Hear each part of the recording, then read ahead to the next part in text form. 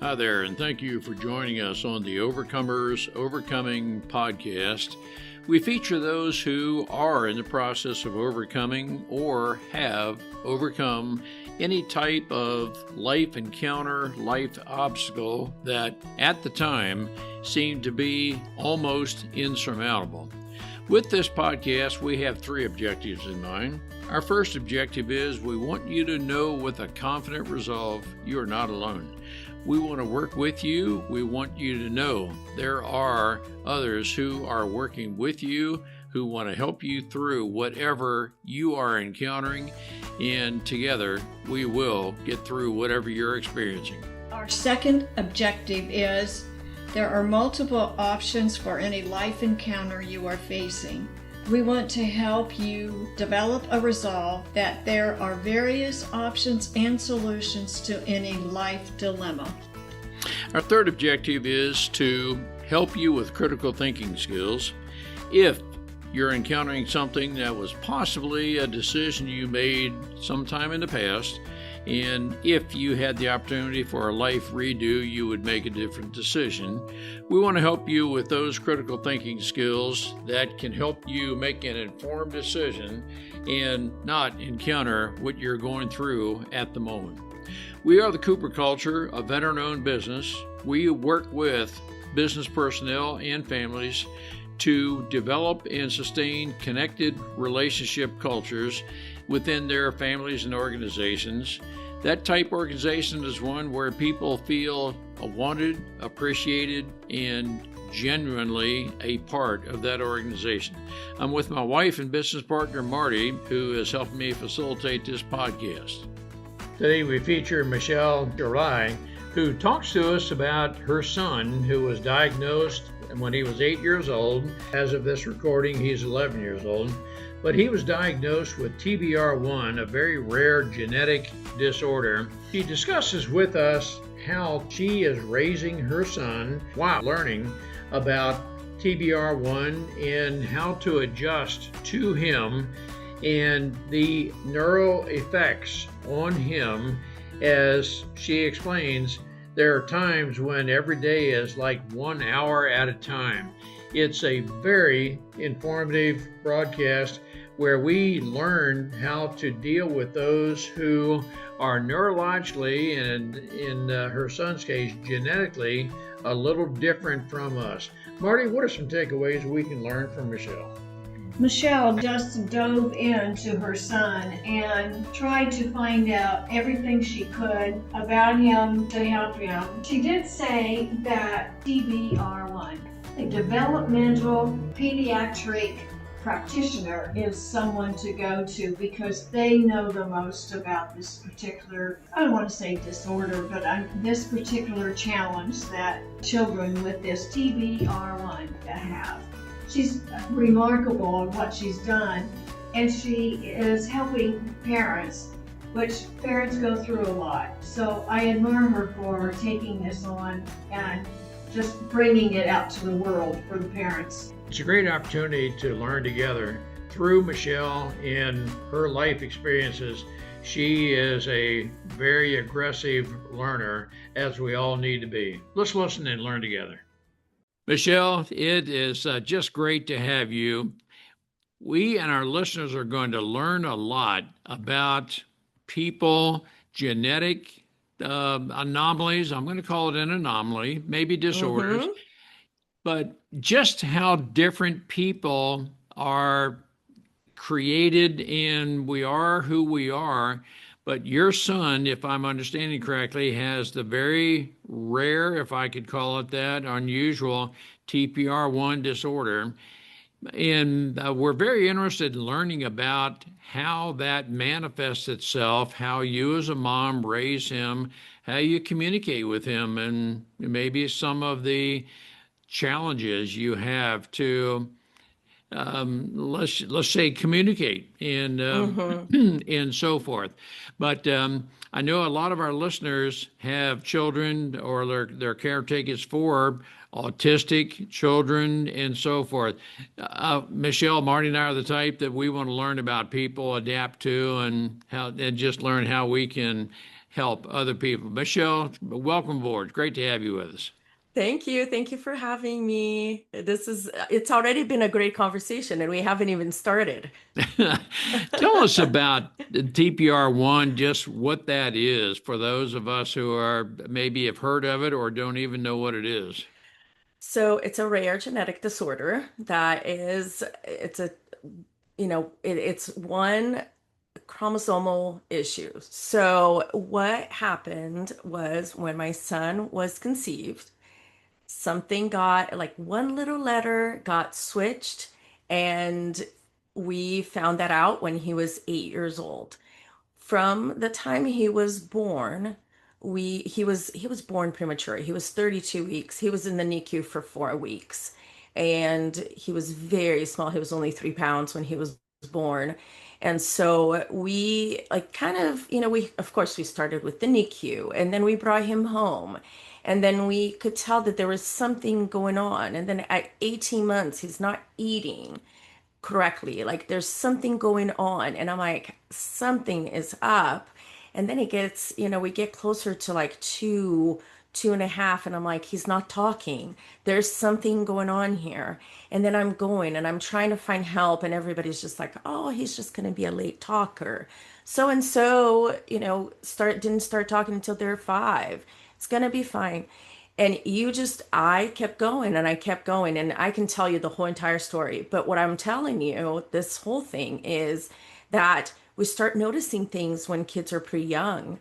And sometimes they want to either push it off like it's not a big deal. And that's usually until they're about 3 or 4 years old. And then when they get to that age, they're like, oh no, okay, there's something here. So let's go back. And you missed that whole entire window of the early intervention that could have happened. So parents, this is what I tell my parents all the time, the parents that I work with, is you have that gut, that mama gut, you feel like there's something going on, follow it through. Because I'm telling you, those early years are the most important years for any of these kids. And even if they don't have anything, even if it turns out to be nothing, at least you followed your gut and you looked for this, right? So it wasn't until he was 8 years old that we found out that he had TBR1.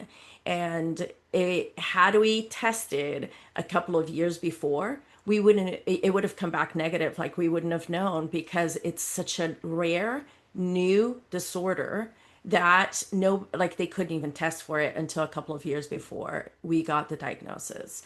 So it is that rare. He is the only one in the world that we know of with his specific variant in the TBR1 world. And TBR1 is kind of like a spectrum. So you have the severe kids, and you have the mild kids. And Drake is kind of in the mild, moderate side, because he walks, he talks, the communication, he still has to work on speech therapy, but it's, he goes to school, he has friends, he can take a bath by himself. On the severe side of TBR1, they're not like that. Some kids can't walk, some kids can't really eat well. And so there is a very wide spectrum there. So that's a little bit about, I probably talked too much and there's so much to unpack there. So I'm going to let you ask some questions. No, thank you for that. As you are explaining, I'll make sure that you and our listeners know I'm a rank novice at this. I feel like I want to learn with every conversation. But as you are describing your son, I can just sense, are describing some characteristics of autism. And is there a very distinct difference between TBR1 and autism? And then I guess my follow-on question, Michelle, is it only genetic testing where you can determine, is it a genetic issue or autism? And I'm at a point where, Michelle, I'm not even sure how to ask my question. Okay, so let me talk you through this a little bit, because there's a lot here, right? First of all, it's a genetic disorder. How many of us have heard of somebody that has a genetic disorder? Not very many of us, right? This is new. It was new to me. It's new to a lot of people that I talk to. So genetic disorder, just that's what it is. Like when they were formed, when they were, the egg was formed, something changed, and it actually happened at that time. It doesn't happen later on. It's just something, just, as he was created, this was done. The little letter was inverted. Some people, they miss the whole entire gene. Some people have a deletion. Some people have some, and then they have different letters. There's so much, there's so much there that, like, you would probably need a genetic, a genetic class, a genetics class to understand and unpack all of that. But the interesting thing that you were saying is that you have so many characteristics that are like autism, right? And that is one of the things that when you look at the TBR1, how it presents itself on children, that is actually one of the things that they say, autistic traits. They don't say autism, they say autistic traits, because not all kids that have TBR1 will have autism. But my kid, he has an autistic trait, and that is that he perseveres in certain things. So, like, his iPhone, he has like this thing with his iPhone, and he obsesses over iPhones. And then he'll pass over, and then it's not the iPhone anymore. Now it's his elf. We actually have an elf on the shelf at the house year round, because that's his best friend. And so he comes and he stays all like during the whole year. So it's Christmas at our house all year long. So those things happen. And so those are some of the autistic traits. Now, what happened with us is that, once a child is about 3 or 4 years old and they're not talking, like my son he tried, he grunted, he couldn't get anything out. And so they diagnosed him with a motor planning problem, which is he knows what he wants to say, but the muscles in his mouth, they don't work to say what it is that he wants to say. So it's called a motor planning issue. And that was his very first diagnosis, was childhood apraxia of speech. And that is something that's actually very common these days. But when a child is not speaking at about 3 or 4 years old, then they go straight to autism. This child has autism.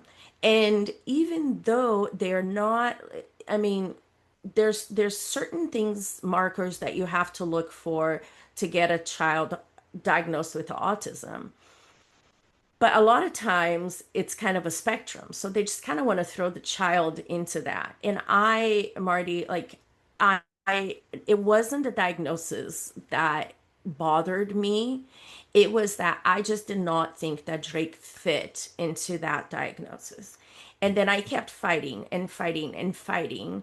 And like I said, it wasn't until he was 8 years old that we got approval from the insurance company to run this very thorough exome sequencing for genetics. And that's when we found out. And up until then, everything was negative. We did an MRI of his brain. We did an EKG. We did everything that we could have, and not everything was negative. And it was to the point that the geneticist called me, and I'm like, "Oh, it was negative, right?" And she's like, "Actually, it was positive. We found what has been causing all of these things." At the time, Drake was 1 out of 40 in the world diagnosed with this disorder. And to this day, the only thing that we really truly have is a Facebook group that is for TBR1 kiddos. And they are from all over the world. Now, since then, we are probably a little bit over 200. And Drake continues to be the only one with this specific variant. And there are a lot of kiddos that have just the specific, like their specific variants, but there are a few that actually have this, like that it's completely deleted. So they are in a different category. Now, I need to ask you a very elementary question. The genetic disorder, is that permanent for life. It cannot be changed. You just have to learn to deal with it. Am I asking the right question? You are. That's correct. You can't fix it, right? It's in your DNA, and to this day, it cannot be fixed. Will it be able to, are we going to be able to fix it in the future? Maybe. Like they are doing there's so much genetic studies being done in humans, in rats, and they're all in different levels. We don't know where this is going to take us, right, Ron? Like this is the incredible thing about humans and how we develop. We didn't know how to take care of a bacteria infection and people would die, right? Because we didn't have antibiotics. So who knows? Who knows where this is going to take us? How old is your son now? He's 11. Okay. Can you project into his maybe 20s or so? Will he be independent? Can he be independent enough to live on his own? Do you foresee him being employable, drive a car, and so forth? Or do you have to take almost 1 hour at a time? Over here in our house, we take 1 hour at a time. We really have to because sometimes you never know what's going to hit you. I don't know. Do I have hopes? Yes. I think that we can help him be independent. I really truly think that we do. He can take a bath by himself. He can go in the fridge and make himself a sandwich. He can, we're teaching him how to turn on the stove in a way that, that is safe. And so we're trying and we're doing all these things. And so I think that we will get there. I really truly think that we will get there. I don't know. That's a great question, and unfortunately, I don't know that I have the answer to that, right? Because we're just trying to figure it out as we go along. For the listener whose child, biological or otherwise, is not relevant, but they have, let's say, some behavioral anomalies that, well, that everybody has their own version of whatever normal is. But let's just Hmm. say they start talking a little bit later in life, and they have some maybe obsessive compulsions, and oh, they're just a little bit different and so forth. And what I'm trying to lead up to, Michelle, is how would the caretaker, how would the parent, grandparent know whether to test for autism or genetic testing, or is it something that maybe you just have to go through a series of tests to determine exactly what things are? So one of the things, Ron, is that unfortunately, insurance companies are complicated. And they are hard to deal with. So we had to go through a battery of things before we got to this because it was so expensive, right? It's such an expensive test to get this full exome testing. So we had to go through it. We had to do everything. So we did an MRI. We did uh, 48-hour EEG. Just all of these things that you have to do to get to a point. Now, this was, this was what, like 5 years ago, almost 4 years ago.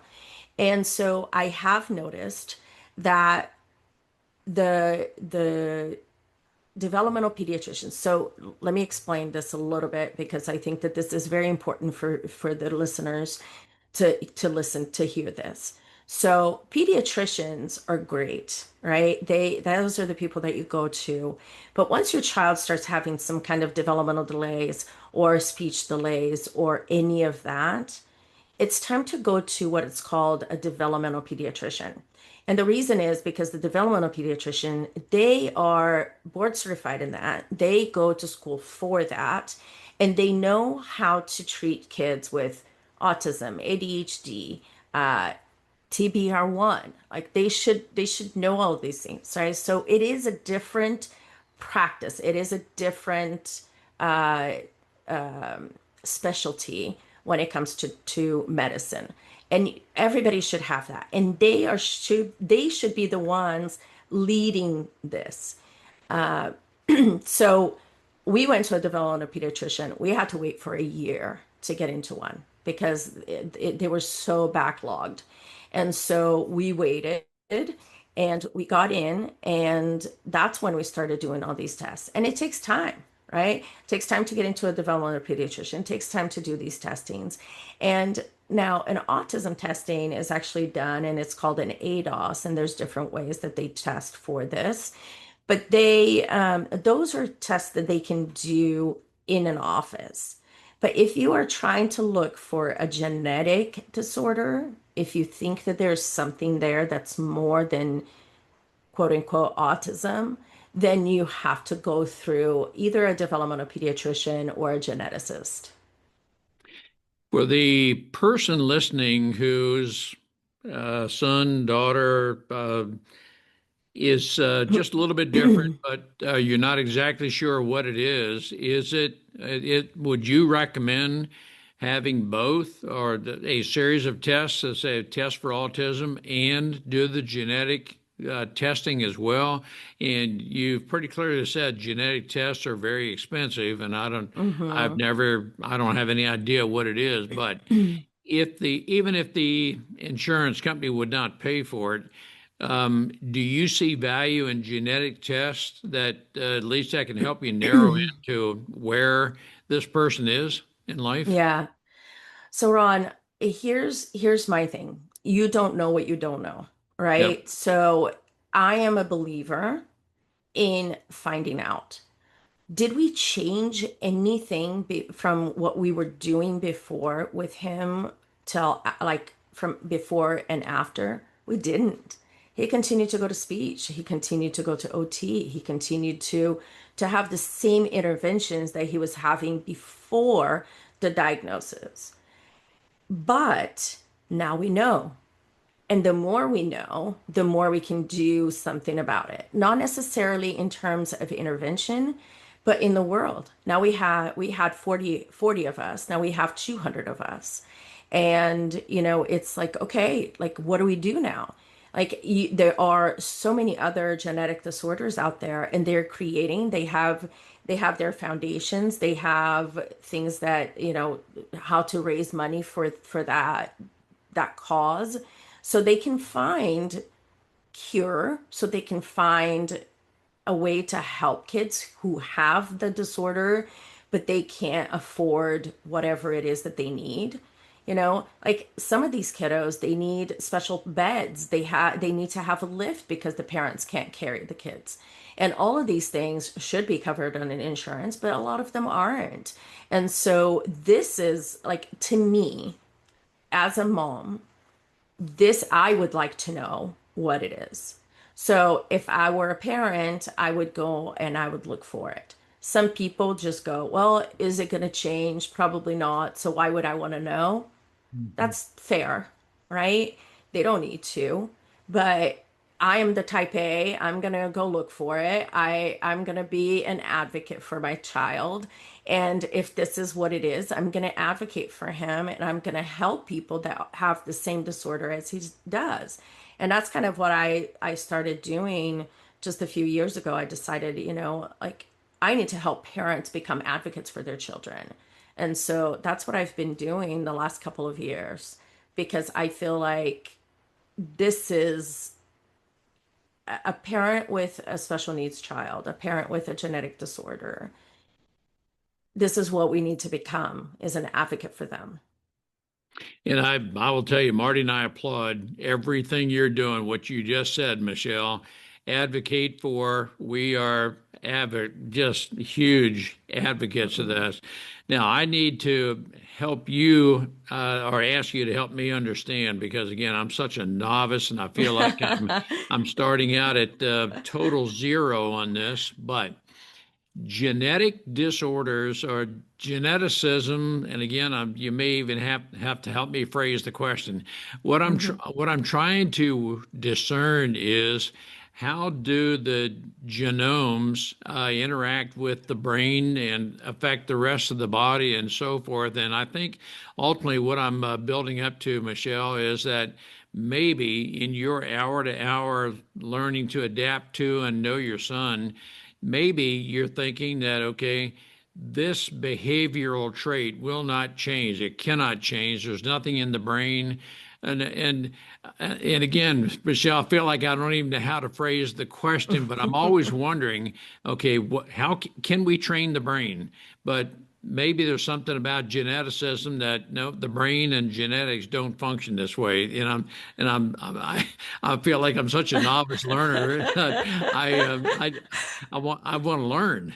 Yeah, no, hey, I think that a lot of people when you have the interest in learning things like you guys do, you guys bring in so many people into your podcast and talking about these things. You know, we there's always a time to learn something, right, Ron? Like there's it's never we never know everything. And so I had to learn. I didn't know. I was looking, oh my gosh, what is this? And to be honest with you, this is going to sound funny, but he was born premature. We had all these things. And for many years, I thought that all the Taco Bell and the Dr. Peppers that I ate while I was pregnant with him was the reason why, it's like, because you want to blame yourself as a parent for this. And so, but then you don't know. So I mean, I had to learn that I'm okay eating Taco Bell and drinking Dr. Pepper. So, but these things we learn. So, can the brain be trained? Absolutely. There is no doubt, right? Like I think that our brains are flexible enough and we are humans, and I think that there's definitely everybody is going to learn something. Everybody will learn something in life. And so that's that's what gives me hope, right? Is that yes, we can teach the kiddos. Yes, we can change certain things. For the severely affected, it's going to be smaller gains. It's going to be smaller changes that you're going to see. But with the, mild affected ones, then you're going to see bigger gains. It really depends on where the disorder is, how it is. But here's the one thing that's important to know, Ron, is that there are kids, right? And we still need to celebrate every single little win. And it might take years for a win to happen. But if we don't celebrate those small wins on what is coming and what they do, it is a very rough, tough, dark road to go with. And So, I'm going to ask you, do you work with parents? Because you just said this is a dark road, and we speak from experience with um, our daughter and son-in-law and what they are mhm. going through. Do you speak to parents and I guess have therapy with the parents? Because there's a lot of divorce rate with Oh, children, and yes. they just and parents seem to just give up because Hmm. they don't understand. So Yes. you do provide help for the parent, right? Yes. So what I started, it was, so I developed this program. It's called Thrive. And Thrive, it's supposed to kind of help the parents who have special needs kids to basically take care of themselves. Okay. So the T for it is you got to have a team around you and around your child. So, like, you have to have a good speech therapist. You got to get a good doctor. You have to develop that village on the medical side. Then then you go to E, which is, sorry, H. I'm like, I'm jumping to the end. I can't spell thrive. H, which is the help systems. And in the help systems, you have the school. There's so much to know. But in the help systems, you have the school information. So kids who have a disability, they have an IEP, which is an individualized educational, plan. So you have to learn how to deal with the school district. Then you also have to learn how to deal with the insurance companies because they don't agree to pay everything. So you have to learn how to deal with them.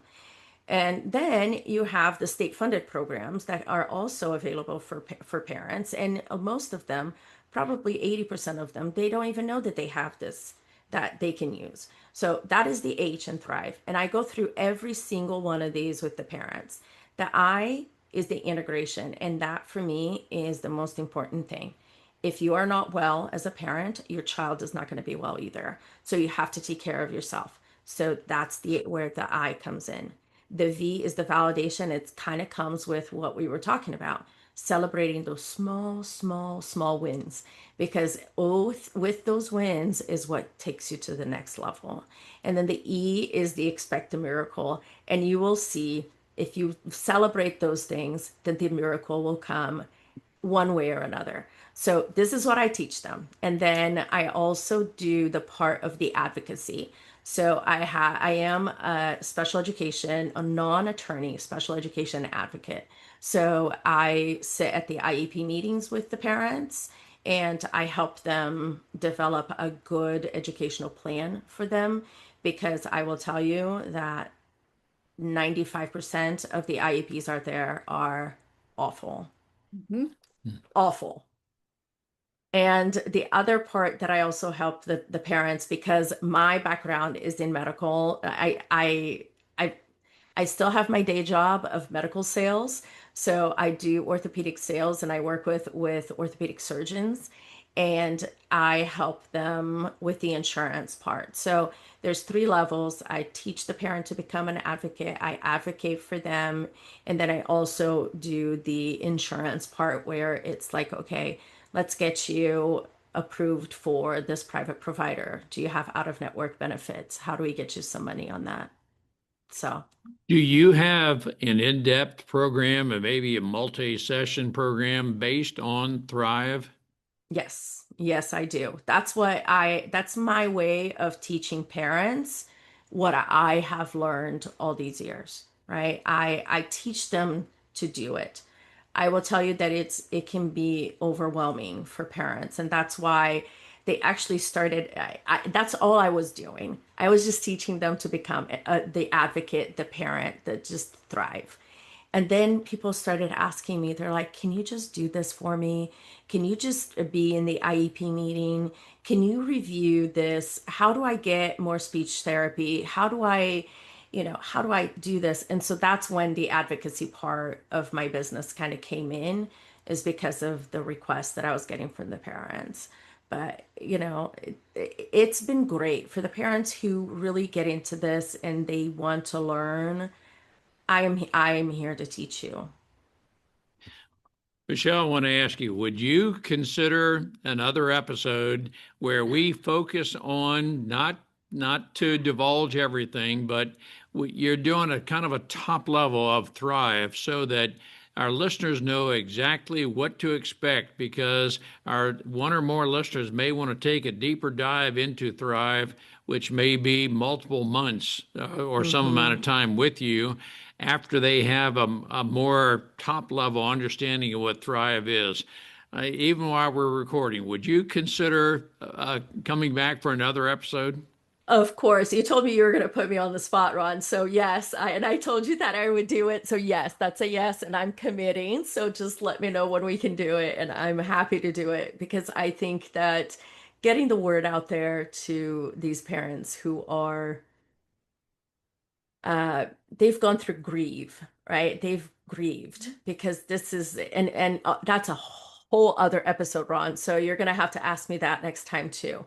But you go through the grieving process and then you have to do something about it, and that is how you get out of that. And Thrive is for that. So getting the word out that parents are not alone and that you can do this. You just to have a little bit of help. That's what I'm trying to do. So please have me back 2, 3, 4 times, whatever you need me. And I can foresee spending an entire session on grieving, because the parent, the caretaker, whatever the function is, might say, well, my child is not normal. And, however we define normal, and now I'm having to adjust to this while everybody else out there, well, in fact, I know of some caregivers who say some people are no longer friends with me because my child is so different, and Yep. they choose to separate themselves. And the thing is, this child knows they're being rejected. Yep. They're very smart. I'm going to say Yep. they're very, very smart. So the grief, and Mhm. I didn't understand the grief until our daughter talked about grief. Mhm. It is. It's a grieving And process I'm going when to you're. say grandparents go through that too. I think the whole family. Yeah. It's impossible to not, like, my 8-year-old is going through it right now, Mhm. because she's finally understanding what's going on with her brother. So Mhm. anyway, whole other episode. We'll come back. Yes. Right. Well, Michelle, on behalf of our listeners, I want to thank you to this point for sharing with us. We're looking forward to, I'm going to believe it's at least 2 more episodes where we talk about thrive and grieving. I believe that's going to be 2 separate episodes. And I would bet you that there's a likelihood that other topics are going to come up from those conversations. But I want to thank you from the depth of our heart for sharing and just letting others know that yes, these people are there, but we need to learn to adapt to them because they're one of God's creations. Hmm. Thank you, Ron and Marty, for having me. Thank you. Thank you. We appreciate having the opportunity to share our and our guests' life experiences with you. The Cooper culture advances organizations to achieve and sustain high retention rates, connected communication, and trust through personality insights and principled leadership. You can contact us at our website, thecooperculture.com, and you can contact us directly at ron@thecooperculture.com or Marty, Marty, at thecooperculture.com. We work with you to help assess aspects of your culture to advance the environment and people to their best performance. We do that through our staff of certified personal performance coaches, leadership trainers, keynote speakers, and DISC personality behavior experts. You can book a speaking engagement directly through our website by contacting us at ron@thecooperculture.com. We look forward to sharing our life experiences with you, some of which are profound, some of which are pretty funny. Some of those life experiences are ones we'll never do that again because we've been through stuff. We truly look forward to working with you, speaking with you, helping advance you in any way that we can.